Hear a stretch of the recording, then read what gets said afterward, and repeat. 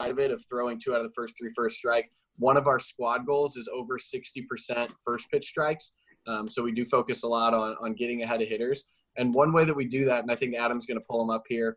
Yep. Got you right here. Is our zone approach to pitching. So what I mean by that is, we talked about our 6 zones hitting, but we have 3 pitching zones. And this seems, especially at a young age, seems to help our hitters develop an understanding of how to work ahead and what that looks like. So we have zone 1, zone 2, and zone 3. And a lot of times, most of our pitchers are taught to just hit the corners, which is great if they have a ton of command. But some of you guys are just looking for somebody that can throw it over the plate at a young age. And I get it. So this is what we implement. Zone 1, we cut the plate into halves. So if we call a zone 1 fastball away, then they're looking to hit that outer half of the plate. That's their big focus, is just that half. If we call a zone 2 fastball away, then we're working thirds of the plate. And then zone 3 for us is off the plate. So what's nice is when we put this into our catcher, or if your catcher's calling the game, it has become a huge part of how we call the game, because one of our main rules is that you have to miss. If you're going to miss, we want to miss in the direction that we call, right? So think about it. If we call a zone 1 fastball inside and they miss farther in, that ball's not going to get hit real hard. But if we call a zone 1 fastball in and they miss away, now we're in a position to where that ball is over the plate and it can easily get hit very, very far. So miss in the direction that's called, and then utilize these zones. If you have a pitcher that hits spots really, really well, you might be able to live zone 2 and then zone 3 when you're up 0-2, 1-2 in the count. But not everybody has that. So if you have a high velo guy that struggles to command it, you're working a lot zone 1 until they're up in the count and develop some confidence. We exclusively save zone 3 for like being up in the count, or on the rare chance that you're playing a guy or a team that going in based on your scouting is a bad ball hitter, or they chase off the plate. If they've only taken like 2 walks in a one season period, anything like that, then we'll work more zone 3 because we know they're going to chase. But primarily we use that as off-speed pitches once we're up in the count. The one thing I do want to mention, because I think a lot of coaches screw this up, the best pitch that you can throw, let's say it's the beginning of the game, so you're 0-2 count, first hitter of the game, a lot of coaches call curveballs there, which is fine. It's not going to be an ineffective pitch, but what we want to throw there ideally is a fastball zone 3 away, because it's off the plate, so they're not going to do too much damage with it. Odds are they take it because it's going to be a ball, but it gives us a few things. Number one, it tells us from the umpire standpoint, are we going to get a call off the plate? Like, how far outside are you giving that call? So now we can utilize that as a defense and know it as an offense. And the other thing that it does is it saves your other pitches to where hopefully like later in the game when you actually need that curveball, if you haven't shown it yet, it'll be more effective because they don't know that you have it. So we don't necessarily want to waste that pitch first at bat of the game if we're already up 0-2 in the count, especially on that 0-2 pitch. If you have to later in the count, that's fine. But as a starter, we want to ideally save at least one pitch for later in the game. So that's our zone approach. I'll let Adam take it from there, but that's a big way that we break down in-game to players, kind of where their focus should be and what they're trying to actually accomplish. Yeah, and I'll just add to this that this can obviously be extremely complicated if you're trying to implement this. I would say at a young age, you know, like Jake mentioned that some of these age groups where we have pitchers, we're just hoping they throw it over the plate. But if you can start getting them the understanding of when to throw things and where to throw things and when at a young age, it's going to make their development as a pitcher in the long run be a lot better. So if you're going to start explaining this idea to younger players, just get them to understand that there are times that we want to pitch to the larger parts of the plate, and there are times when we want to just throw to the corners, and there are times when we don't want pitches to be strikes at all.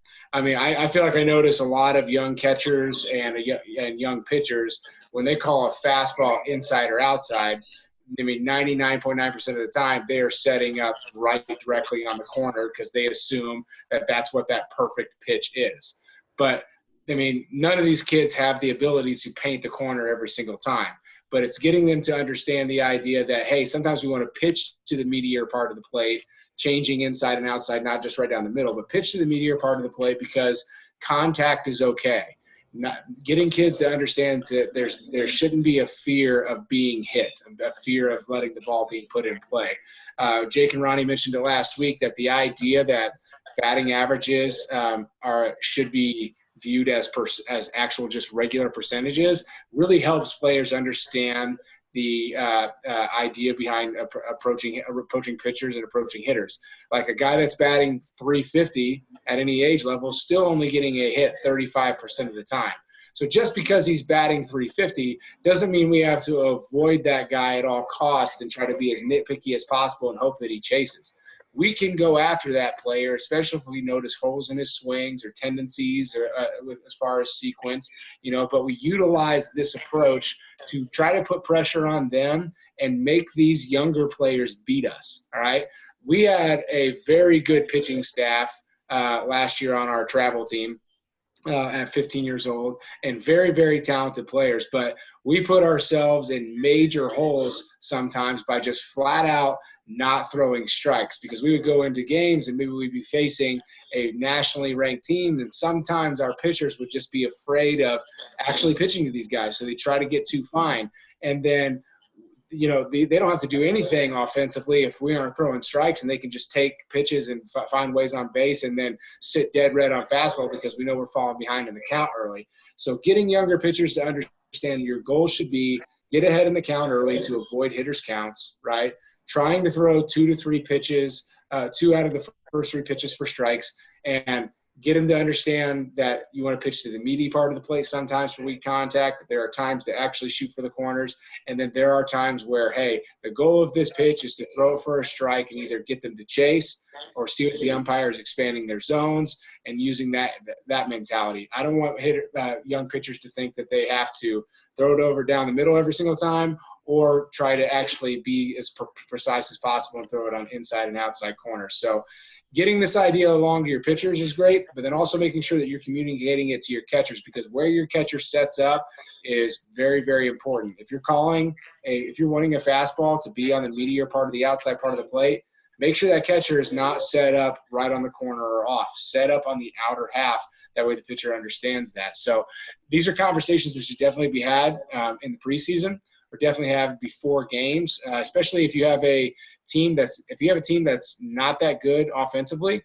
There's no sense in us not going right after those teams, right? If a team that struggles putting the ball in play, there is no reason for us to be messing around with the corners that much. Let's pitch to the outer half and the inner half and make these people put the ball in play and trust our defense. Getting them to understand that at a younger age, I think, is going to be as pivotal for their development as any sort of training or individual lesson that you can get. Yeah, could you just keep this up here for a second? I just want to kind of go over this from a catcher's perspective. I know, Adam, you're a catcher, but for me, when I see pitchers and I catch bullpens, especially when I was in college, and I knew that guy was only a one side of the plate guy, like we were in trouble when that guy was going to come up in a game, because we weren't going to be able to use him as effectively as we want to. And the reason why I say that is because if he's only a one side of the plate guy, then I'm unable to actually work the different zones that we want to. So I think that preparation inside in the off season is where you're going to really be able to figure out what pitchers you do have, what they're good at, and kind of how to get them to get better at some of the flaws that they have. So I really like the zone 2 where you're working corners, but I do know that there's a lot of pitchers, especially at the youth levels, that kind of only miss to their arm side.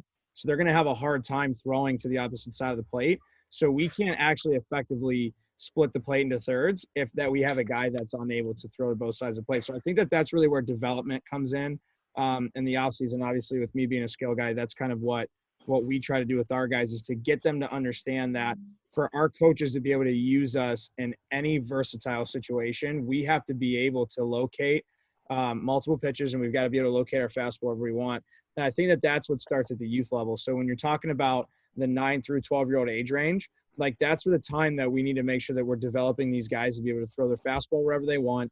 I like to say the 4 corners: up and in, up and away, low and in, low and away.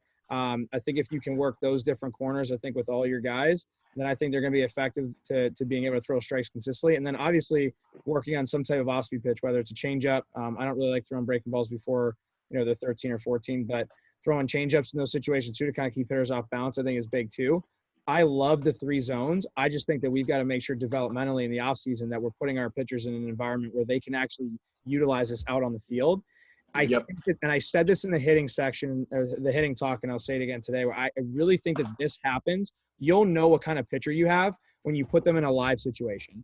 So, for instance, let them throw their bullpens and let them work through, understanding where to throw different pitches in different counts and locations, but put them in a live situation as early as you can so that we know that when they get into a game, they're nervous to throw inside, right? So realistically, we're going to have to figure out as coaches a different way to approach the game when that guy's pitching. I think that's really big to talk about because I know a lot of people are saying, well, we need to pitch to the pitcher's strengths. What happens if the hitter's strength that we're trying to pitch against in a big situation is fastballs in and that righty can only throw to his arm side? Now we're in trouble, right? So being able to figure out what pitchers you do have and how to kind of get them to adapt in the offseason and kind of work within our system and what we're trying to do, I think is a really big thing. I love that. So, Adam, could you just share at least this screen in the chat if you don't mind? I'll try. I don't know if I know how to do that, but I'll try to figure it out. All right. And then George actually made a really good point in the chat where he said pitch to contact. I think that's what Jake and you guys have also said multiple times is we do want to pitch to contact. But Jake's big thing and the Bam Fam thing is work on throwing 2 strikes in the first 3 pitches. When I was in college and I was catching in college, the big conversation we had is we want the hitter on base or out in the first 3 pitches. Pretty much the same concept, pretty much the same thing. So what that means is that we're gonna go and we're gonna attack guys right away, right? We're not gonna try and nitpick people. We're throwing strikes. We're pitching to contact. Baseball basically tells you that they're not gonna really get hits consistently, right? A really good hitter's gonna bat around 300, let's say 350 even. They're failing 65% of the time. It is 9-on-1, right? So being 9-on-1 is super, super easy for us to be able to, as pitchers, to go and attack. I think that adds confidence to our pitching staff to be able for them to want to attack, but it also gives them that game within the game. So the two strikes and 3 pitches are on base or out in 3 pitches, I think is a big thing, and kind of attacking from there. And I'll let you guys elaborate on this a little bit more, but I'll mention it really quick is we also said that we want to it slipped my mind for a second, but we want to make sure we're pitching to contact, but we're also competing in that we're having the rest of our teams kind of help us understand that we've got your back kind of thing. We talked about that in the defensive side. I think good dialogue is huge with having our defense and our catcher have a really good they're meshing very well. So in the inside the cages, I think it's big for pitchers to throw to their catchers, the catchers that you're going to have in games. I don't think that it's really valuable to have a coach back there. I know for me, I don't really like to catch bullpens, but if I have to, I will. But I know a lot of times when a pitcher comes in for a session, we always say, bring your own catcher. Bring a guy from your team to be able to catch you so that you guys can get to know each other. I think that's really big too, for sure. Yeah, I think that part of it's big for sure. And I think it's important to note for everybody as a coach, there are times in a game when you're going to have to pitch for a strikeout. And that's okay. Just understand and differentiate between those times and a nobody on, nobody out situation, right? If there's runners on second and third with 1 out in the inning, yeah, you need a strikeout there or a pop out, but you're going to pitch for a strikeout to make sure that a run doesn't score and then attack that guy with 2 outs. So there are definite times and situations to where it does bode well for you to pitch for it, but you got to think if we can save those opportunities to pitch for the K until we need them or until you have 2 strikes on that hitter, try to induce soft contact, suddenly they're down 0-2. Okay, now we can pitch for a K. But if we can limit those times, our pitchers are going to go deeper in the games because they're getting contact and outs quicker than if they strike everybody out, right? It's great to strike everybody out, but on average, that'll take 4 to 5 pitches. So you got to think if that's 15, 20 pitches an inning, if nobody gets a hit at that point, so probably closer to 20, you're going to go 4 innings, maybe 5, which definitely limits your ability to come back and all of those things when you're looking at a weekend tournament and a team and all that. So inducing weak contact is especially for a starting pitcher, is huge. And we can get into some of the differences that we see between starters, relievers, all that. But especially on the starting side, saving a pitch type for later in the game if you can, and saving pitches by inducing weak contact is vital for you to go deeper into games and continuously experience that success. Absolutely.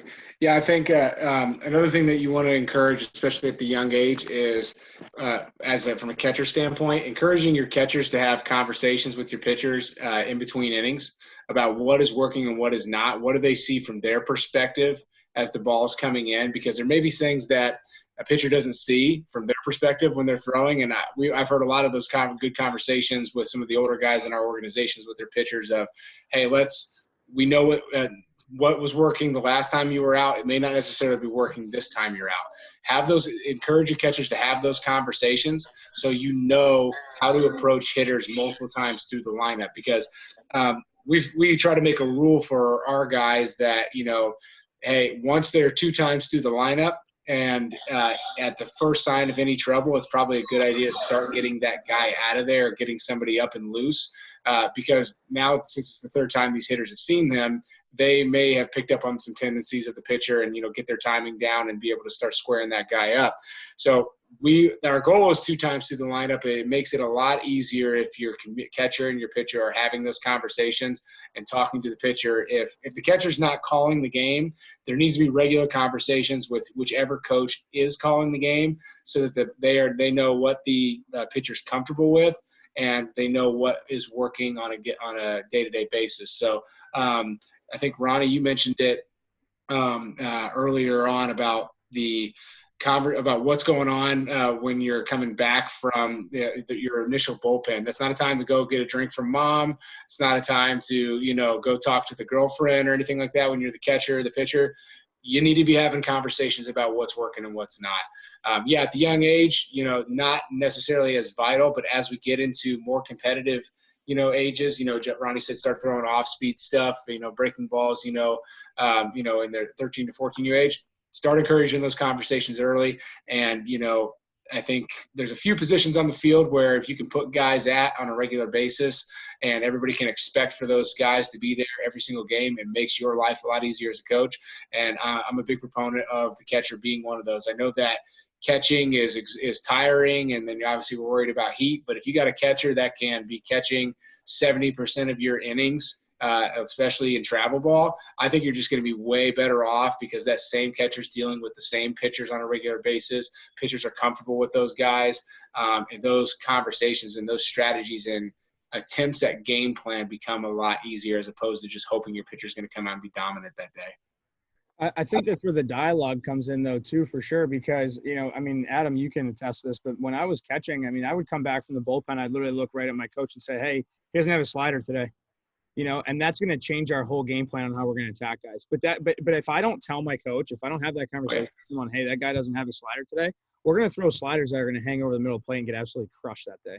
So I think that the pitcher, catcher, coach, conversation, I think the relationship between those people are the single most important on game management, because we have to understand what guys are going to have, and they should feel confident to go to you and basically say, I don't have my stuff today. Or hey, listen, I for whatever reason, I can't, I'm not feeling my release point on throwing to my glove side. So, let's try to attack and throw to my arm side more this game. And let's try to keep hitters off balance that way. Or, hey, coach, my changeup is really, really good today. I'm going to kind of use that as my out pitch. I'm going to play off that a lot of times. I think that dialogue can really help a coach kind of game plan how, how we're going to go through, how we're going to attack hitters. That really helped me understand game management whenever I caught. And I think that's really big. If a guy doesn't feel comfortable going to you and say, hey, I don't have this pitch today, or I can't find this one, I think that's a really, really tough thing. And they're going to be very tense when they get up on the mound. And I know we'll go into the 3 C's of what you guys said earlier, and I definitely want to touch on that because I think that's big.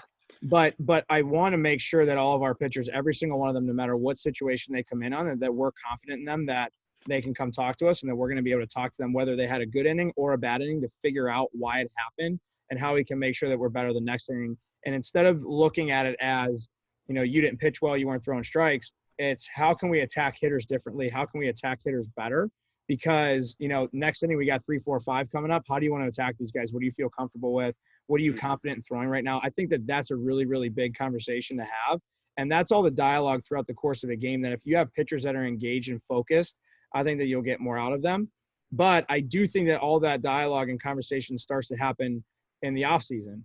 I think that if a guy's throwing a bullpen inside, and for whatever reason that day he can't find his slider, then we need to talk about that. What's the reasoning behind that? Is it slipping a little bit? Does this happen to you often? What pitch do you go to if you can't find your slider? Do you want to mess around with your grip? I can't tell you how many times I've had a conversation with a college pitcher who messed around with his grip mid-game to try and find a better grip for his breaking ball so that he could adjust and just figure out a way to still throw something effective. I think those conversations are big, but we have to have those as coaches in the offseason so that they know and feel comfortable with that once we get into a game. But, Jake, Adam, I want you guys to go into the 3 C's of what we talked about before. I'll throw them in the chat, but I think that those are really big for everybody, especially that's trying to work with the youth athletes too. For sure. Yeah, Jake, you're muted again, buddy. My darn dog is going crazy over here. Do you want me to share the 3 C's slide for you? Yeah, that's fine. Okay. So we break down with our pitchers 3 C's to be what we call a triple crown pitcher. So those 3 C's are confidence, compete, and compose, right? So a pitcher who can do all 3 of those things is going to be effective in what they're doing. So when we talk confidence, there's 2 main things that go into that. 1 is preparation and 2 is mentality. We need you to be prepared, that you've prepared in a way that you're confident in your ability and in your skill set when you go into the game. And we need you to have a mentality that if maybe something isn't working that day, like Ronnie was just talking about, you're still confident in your ability to go out and be a bulldog and compete, okay, which leads directly into compete, which is our second one. When we talk compete, the first step to being competitive is have a game plan and develop that game plan.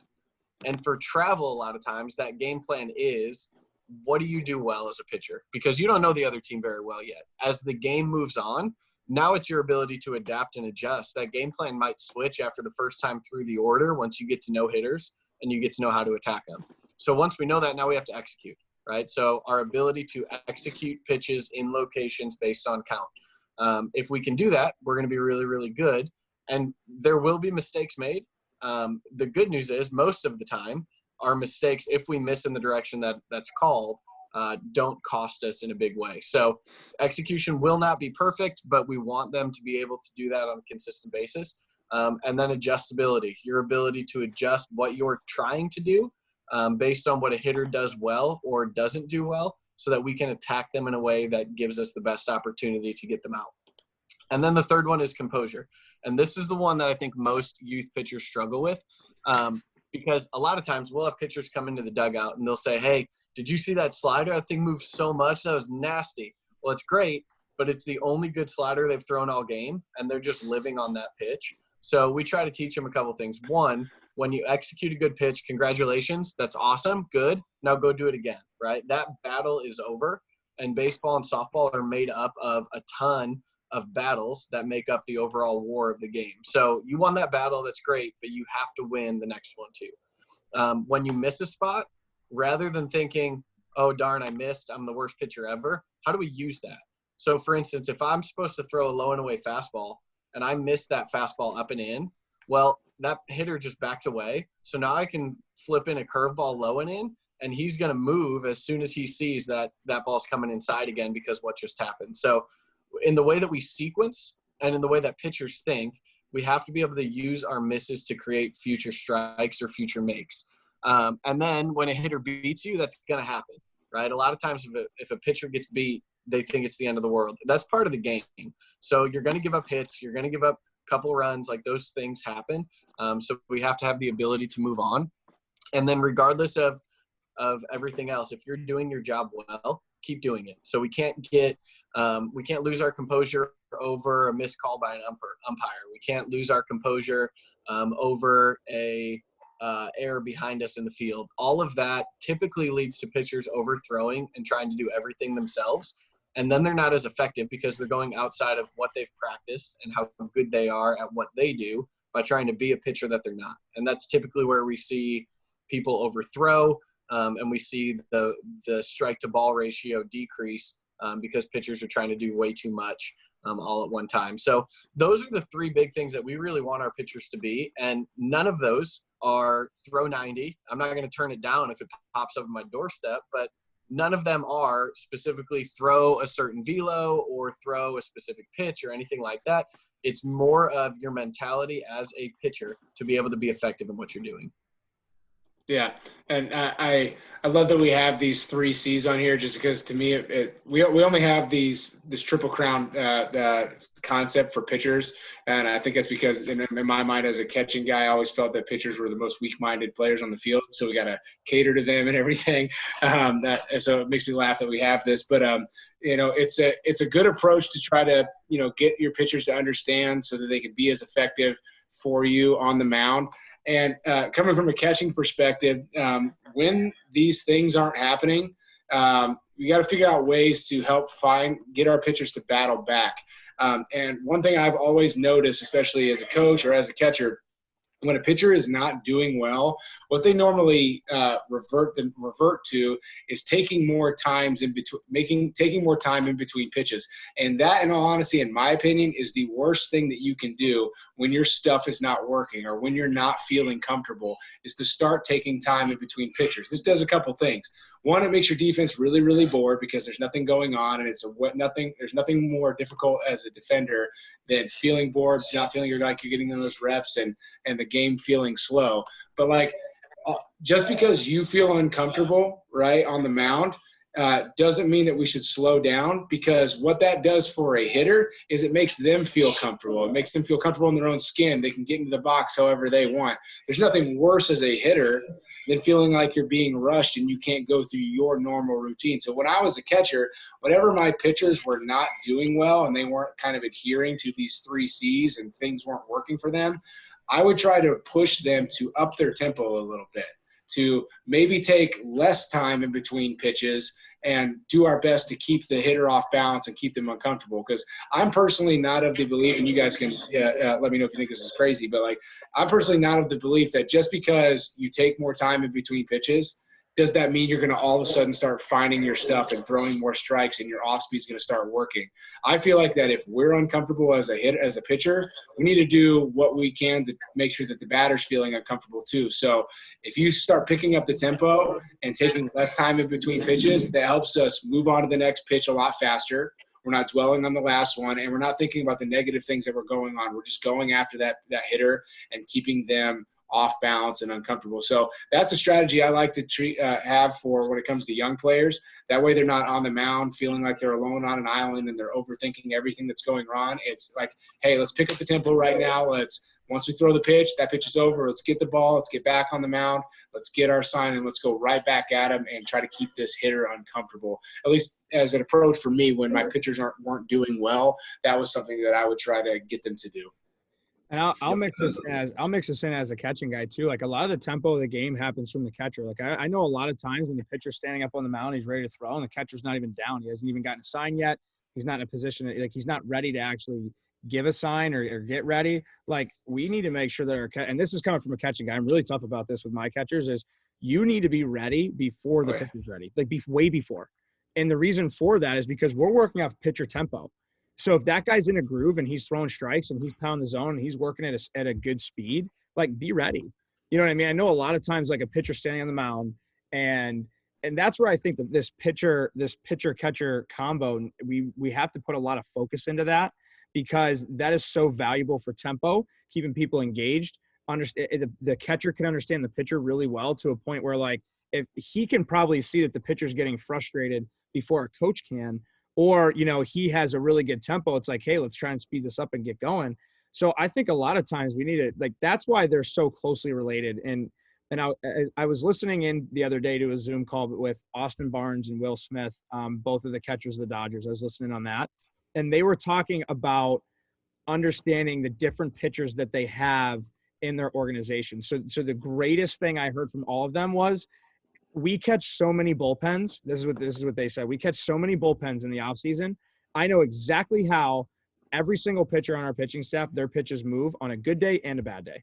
And so it's really easy for me to understand what we're getting out of that pitcher from the time he starts his bullpen to his warm-up pitches in the first inning to the first 10 pitches that he throws in the game, because they understand how to position their glove better. They understand where to move their glove. If a guy's stuff is a little bit more nasty that day, they have to position it differently than if the stuff isn't moving as much. I know that's a little bit more advanced, but it goes into the relationship that a pitcher and a catcher have.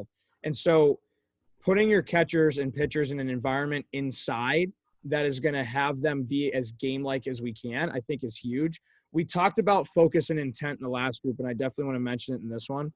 Yep. I think a lot of times with coaches and players, we get in this habit of we're looking for intent being effort-based by our players.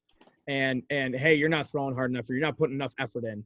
I think that we need to look more into the focus that they have in each rep, especially on the mound for sure. If we're trying to hit a spot and they miss their spot in their bullpen, we need to try and figure out why that happened. A lot of times we result to mechanics and we result to effort in their pitching. Sometimes they might not have picked up a good focal point. Sometimes they might have lost, where they were trying to throw the baseball. Sometimes the baseball might have just slipped out of their hand. So we have to figure out why that's happening. And I think the focus intent needs to go to their mind and making sure that mentally they're locked into what they're doing, rather than trying to physically throw as hard as they can or rip their breaking ball off and things like that. I think that putting them in a game environment, championship type environment, focus-wise in practice, is what's going to help them be able to compete outside, because the more they're in that environment, the more comfortable they're going to be when we expect them to perform. I think if we don't put them in those environments inside, then they get outside, and Jake will elaborate on this rise to the occasion thing, but they're going to try to rise to the occasion, but they haven't prepared at that level. So now they're going to fall back, and they're going to fall back on what we did inside, which at no point was putting them in a compete mentality. So now we can't expect them to succeed. Right. Jake, I want you to elaborate on that a little bit more, because I think that that's big from the pitching aspect. Yeah. So we talked about with the players, and this is Chris Paul's quote actually, but he was interviewed after a game and he had a game-winning shot, and the reporter asked him, they said, "How are you so good at rising to the occasion when the game gets challenging?" And he said it's not that at all. Right. He said the reality is if every player is at this level, when times get tough or a game gets to crunch time, most players shrink, and he, based on his training, just stays at the same level. He's like, I'm not rising anywhere. It's just that you sink to the level of your training. So if all I've done is train plays that I consistently make all the time, and I haven't trained my mind to be in a competitive environment, a competitive situation in what I'm doing, then when the game gets to a point where there's pressure, if I haven't practiced with it, I'm not going to be as good, because now my nerves are going to get the best of me. But if I can practice in a way that introduces all of those things and causes me to practice in the same way that I'm going to play, then there's no moment that's too big for me, because I've practiced all of those moments. So I think that's a huge thing with our athletes, is put them in positions in practice that they have to compete. That way they know the outcome of them being successful and them failing. So they're not afraid of either one when the game gets there. I think it's a huge thing for player success. And if I can add into that really quick before Adam goes, you talked about it yesterday about when you were doing communication drills, you put the music up really loud. I remember vividly in practice when we were throwing live, we put ourselves in what we called, College World Series mentality, where our coach would put stadium noise on and he would blast it as loud as he possibly could. And we're trying to play a legit game at practice with, like, I can't even hear myself think. But what that did was it forced me to focus in a little bit more on what my job was at the time. So I think a lot of times we can get clouded out by all the situations that are happening. We've got to run around second base in a big game, and if the pitcher understands that situation is really going to happen, and he's been put in that environment with a lot of noise or a lot of people around him screaming or doing something crazy, I think that they can kind of refocus themselves and learn how to take a step back and breathe a little bit and figure out a way to control themselves. So I know a lot of pitchers and a lot of hitters, they have their routines and they have their pre-pitch process. I think that incorporating that in each individual player is huge. So each pitcher should have a process when they throw a good pitch, and should have a process when they don't throw a good pitch. So for instance, if I'm a guy who's pounding the zone that day and my pitches feel really good, I'm going to throw my pitch, grab the ball, get back on the mound, get my sign, and keep going. But as soon as I throw a pitch that doesn't feel right, I need to have some type of release routine, whether it's kick a little bit of dirt, kick the mound a little bit, or, fill up the hole in my landing spot a little bit just to kind of give myself a break. I think that having a routine on good pitches and bad pitches is big, because again, so much of the pitching side of things is so mental that I think if we have a routine to get back on the mound quickly and keep going, and a routine when we don't like something, I think is huge. So we can develop that in practice for sure. Having pitchers understand their routines whenever they like and don't like something, and then they can apply that when they get outside, because that's going to let them hit the reset button. A lot of times when we make mistakes, we need to hit that reset button. I think that's big. Yeah. And you touch on routine, and it makes me want to bring up a topic that I think we should talk about for at least a portion of the rest of this talk here, and that is the pregame routine for not just pitchers but also our position guys as well. Obviously, we're in a weird spot where we've done all this winter training and all this practicing, and then all of a sudden we got shut down in a time of the year where we are not used to be getting shut down. And we're going to go from, being shut down to everybody's going to be very excited about getting into games. So I think it's good for at least our perspective as coaches to discuss a little bit about those pregame routines for pitchers and those pregame routines for position players. And I'll give my perspective on it as right off, and then you guys can kind of expound on that. But we talked to the players session about being conditioned and what that means and the importance of that when it comes to being a good pitcher for your team and being able to see those later innings and eat up innings and pitches for your team so the other guys don't have to, so being physically fit for that, but then also what we do before the game to go about it. And obviously pitch count and reps and overall throws and for our players is a big deal. And so we need to find ways to from a coaching perspective to limit those. And one piece of advice that I've given at least to our players is when you're going into these tournaments where you're playing multiple days in a row, potentially if you start on Wednesday, if you're an older age group team, you start on Wednesday, you end on Sunday, you can be playing 10 to 12 games in a weekend. Right? Maybe you might get 2 starts. Maybe you see 2 or 3 times on the mound, or you're going to play, potentially 10 games out of position. You got to know how to take care of your arm beforehand. And one thing that we like to tell our players to do is long toss is important, but we need to work our way to that. We need to work our way to actually doing all of those movements. Ronnie talked about in the player session about having a slow progression into those things. And I'm personally a big believer in that you can warm your arm up in other ways other than just throwing a baseball or softball. You can do that by having your players show up early enough that the way they can get a few foul poles in, especially if it's on a hot day, finding ways to work up a good full body sweat, before you actually sit down and you go through your stretching mechanics and you go through your bands and then you start working into your throwing progression, finding ways to warm your muscles up in that regard, as opposed to this old way. Like I said, I mentioned I was an athletic trainer and I saw a lot of different teams play in the 4 years that I did it. And I saw a lot of different ways for people to warm up.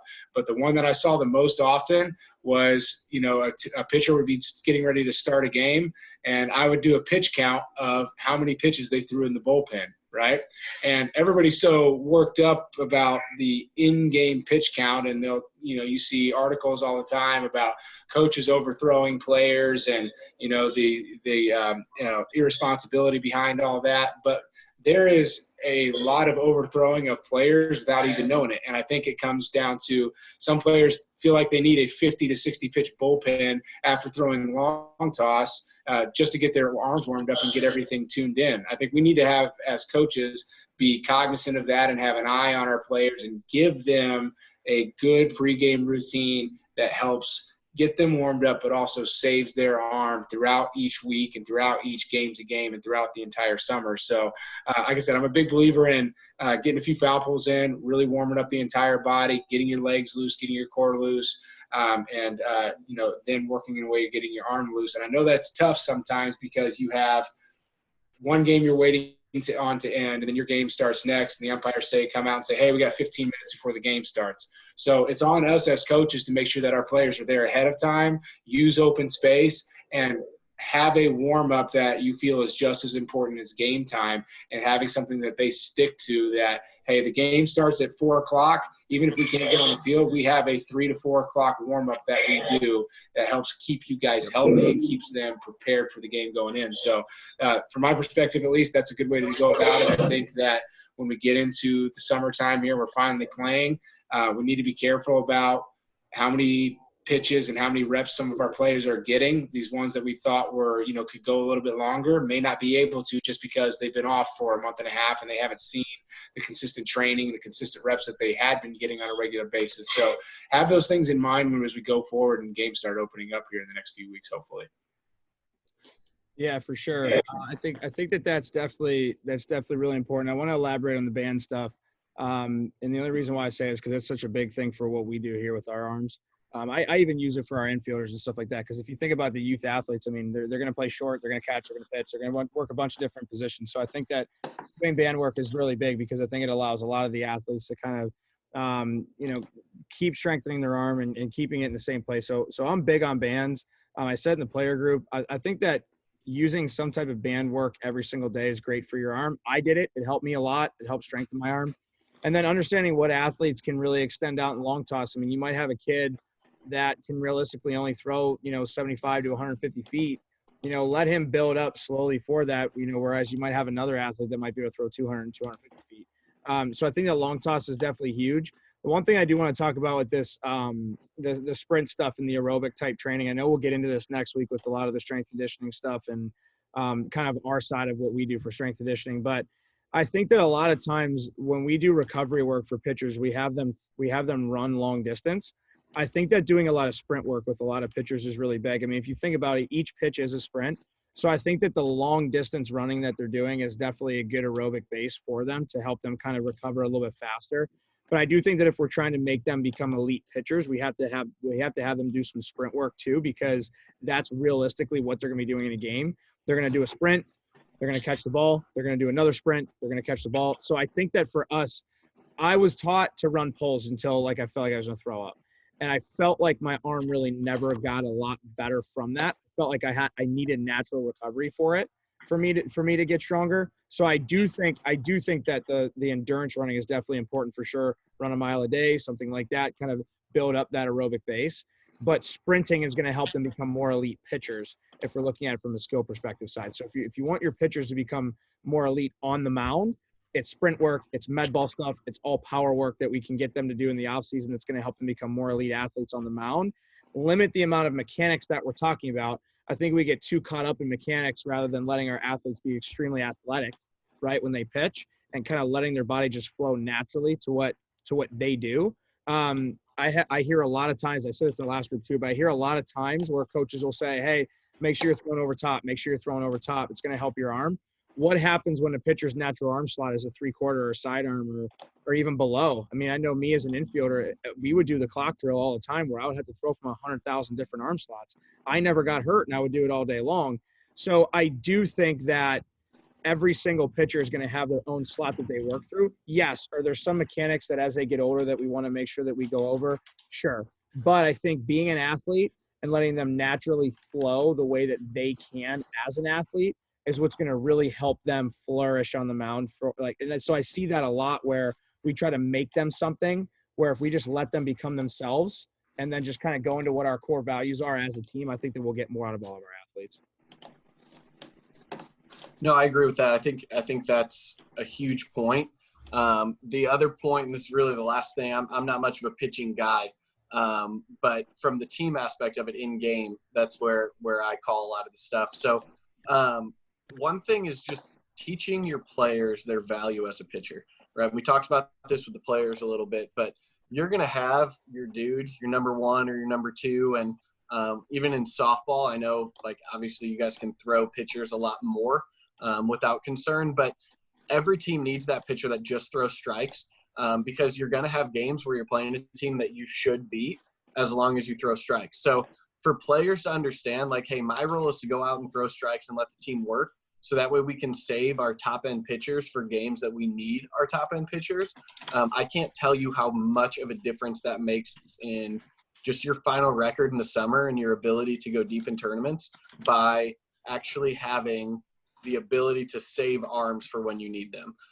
But that takes guys buying into their role and understanding that they're going to throw games that, the whole sole purpose of what they're doing is throw strikes, pound the zone with different pitches, let your defense work.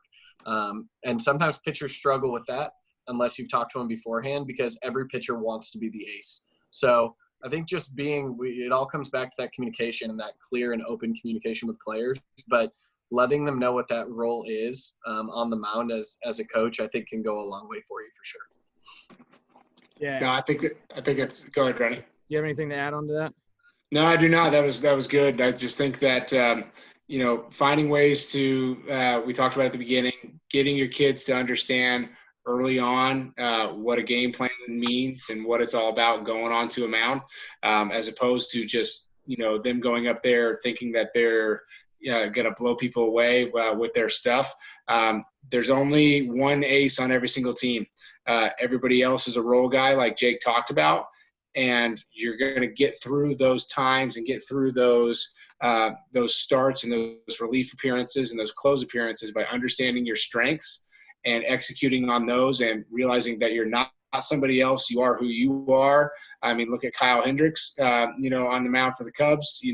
Guy maxes out maybe 91, 92, just does a great job of understanding what his strengths are, those being solid off speed, hitting spots, changing eye level on hitters and going out there and being that guy as opposed to trying to be a Aroldis Chapman out there. So I think, getting your kids to understand what role they are in the immediate doesn't mean that that role is not going to change down the road and they're going to develop into that ace or into that guy that throws 100 miles an hour. Hopefully they do, but most likely they won't. Find out what their strengths are, find out what their pitches are working that day, and teach them to understand that the only start that matters is the one that is now, and the only pitch that matters is the one that is now, and they're going to be able to get through it because when they're pitching, all eyes are on them. Everybody's waiting for everything else to happen, and they're watching the ball come out of their hand to see what next event plays out. So try to get them to understand that mentality of going to it with the game plan. Don't be guessing up there. And discuss that game plan ahead of time, and make sure there's a coach down there in that bullpen if you have the availability for it. Don't just assume they're going to go down there and get that job done on their own. I know you guys got a lot of things you got to worry about when getting your kids ready for games. But the most important one in my mind is, getting that pitcher ready and making sure that they're doing the right things on the mound, because so much is dictated upon that. When we talks about our squad goals and our game plans about what we're doing to try to go out there and win baseball and softball games, I think it all starts there, and then it all bleeds from there, from that of what the outcome of the game is.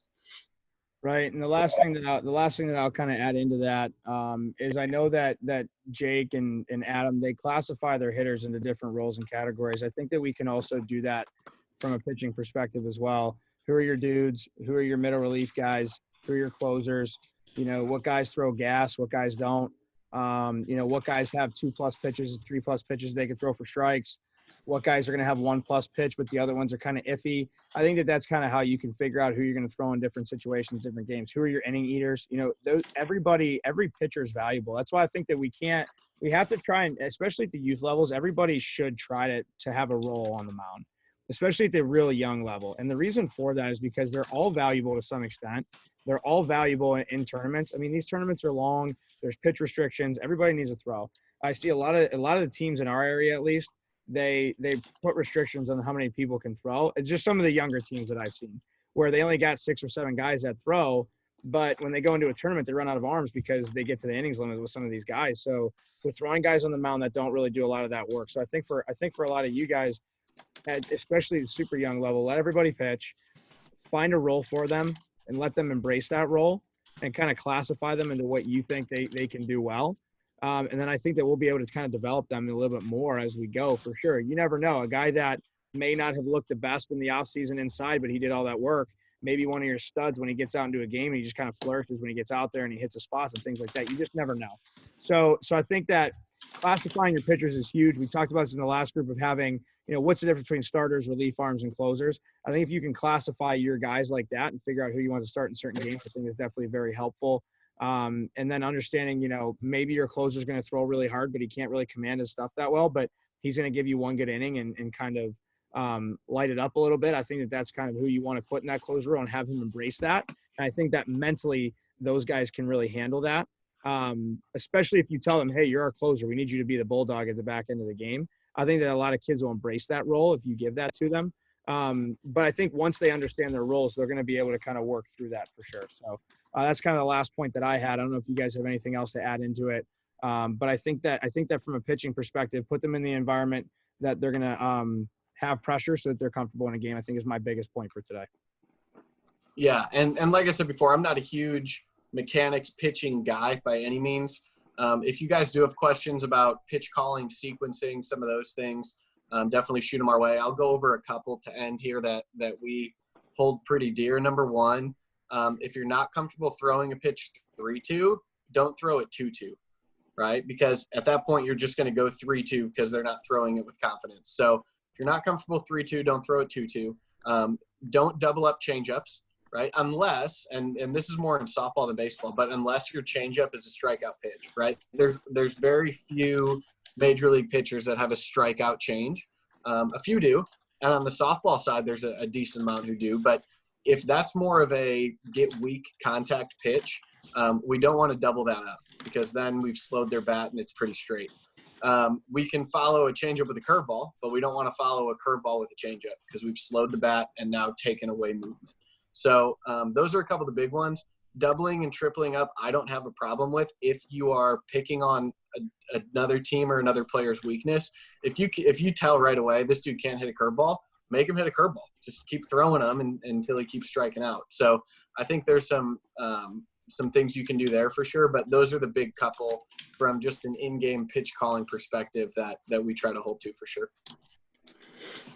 Yep, and I got nothing else, guys. Appreciate you guys showing up on a day-to-day basis. Got a good lineup tomorrow when it comes to catching stuff. Going to talk about receiving, blocking, and throwing. Ronnie's a big guy on this. I'm looking forward to learning from him and the guys that he's bringing on from here. So we'll talk some good stuff with catching tomorrow, and then move into fielding for the rest of the week. Absolutely, guys. Appreciate it. I do have a guy in the Oakland A's organization that's going to join us tomorrow. So he'll definitely be on here to talk about kind of the old wave, new wave of catching stuff. How to get into that, footwork transfers, blocking, stuff like that. So I'm really excited. He worked for me last year. He's definitely somebody that's going to be around us a lot more. So he'll be in tomorrow. So I think it'll be a big one. So again, if you guys have any questions about the pitching stuff, shoot us an email, text, anything, and we can kind of get some drills over to you guys. Or I know one of the guys wants a med ball workout. So if you guys want anything, just please reach out and let us know. Awesome. Take care. Thank you, guys. Take care. Peace out.